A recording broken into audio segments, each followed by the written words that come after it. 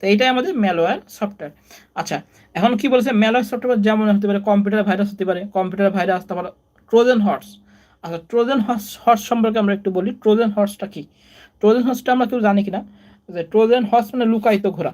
যেমন আমরা সবাই জানি যে আমাদের আমরা ট্রয় নগরী কোনো কাহিনী শুনেছি, ট্রয় গ্রিক আর কাদের যুদ্ধ ছিল, অ্যাথেন্স না কাদের জন্য যুদ্ধ হয়েছিল, গ্রিক আর অ্যাথেন্স কাদের, ওই তখন ওই ট্রয় নগরে যে ছিল তাদেরকে কিন্তু ওই হর্সে, মানে ট্রয় নগরে যারা গ্রিক গ্রিক যারা ছিল তাদের হলো আহ, ওই যখন যুদ্ধ 10 বছর যুদ্ধ করে যখন জিততে না পারে তখন তারা ওই ট্রোজান হর্সে আশ্রয় নিয়েছিল।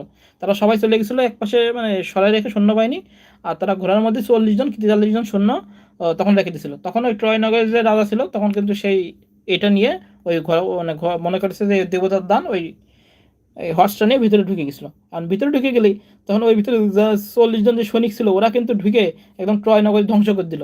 হ্যাঁ, ওরা কিন্তু গেট খুলে দিল, পরে সেনাবাহিনী সব ঢুকে গেল। এটা কিন্তু ট্রয় যে মুভি আছে, ট্রয় মুভি, ওইখানে কিন্তু আমরা দেখেছি এটা। এইটাই হলো ট্রোজান হর্স।